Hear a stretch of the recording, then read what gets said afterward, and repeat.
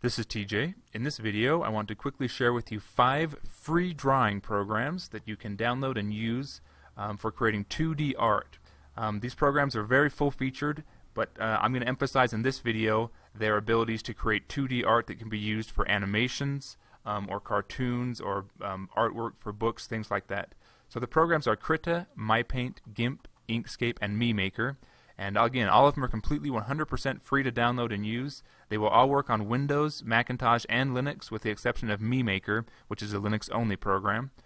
So I'll pull up this first one here, Krita.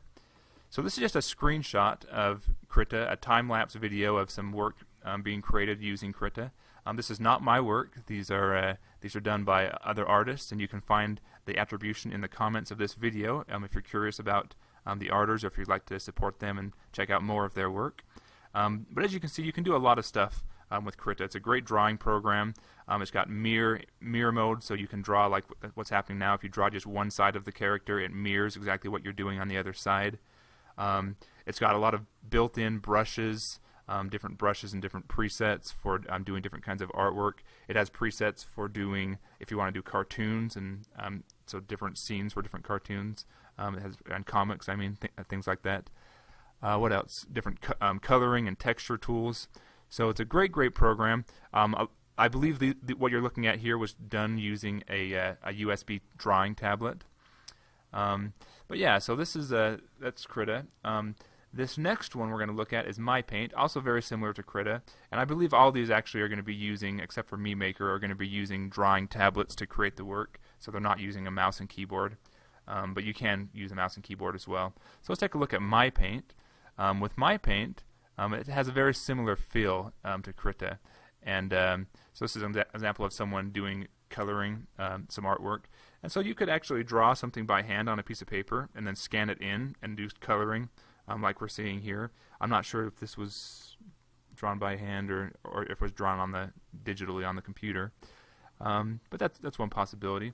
What are some of the other features? MyPaint is doesn't have as many features as Krita, and it's more basic and kind of easier to use. You can work with different layers. You can everything is drawn in like a raster image.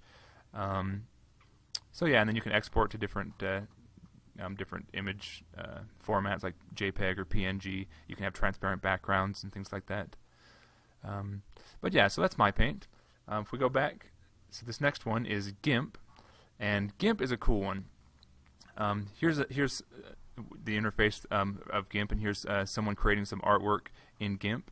And so you can do a ton of stuff with GIMP. It's not most people actually don't use it for drawing. Most people use it for like picture image editing, like photo enhancing and stuff like that. It's very similar to Photoshop. But it has all these different brushes and drawing tools, and you can actually create your own brushes for it. You can download and import brushes. So you can do it, and it's got a lot of cool tools you can work with. And again, these are completely free. They're not like limited trial versions. They're the complete full version. They're open source software. So if you're not sure what that means, you can kind of look that up and figure out what open source is all about. But basically, it's software that's created by the community. And so a lot of these features can be, if you create a feature for it, you can open source that and then give that feature to everyone. So that's kind of the idea behind open source and this type of free software. But so this is GIMP. Hopefully you get an idea for what it looks like and what it can do. This next one we'll look at is Inkscape. And Inkscape is one of my favorite programs. It's a vector image program, so it creates vector images. And here's the interface for it and what it looks like. If you're creating something, this has more of like a cartoon feel to it. So you're not going to create the quality of stuff that we were looking at earlier, or not the quality, but the type of characters and graphics we were looking at in the other programs. But it's a lot easier to come up with really quick artwork using Inkscape. And everything you draw is an object. So unlike with bitmaps, you don't have to really erase and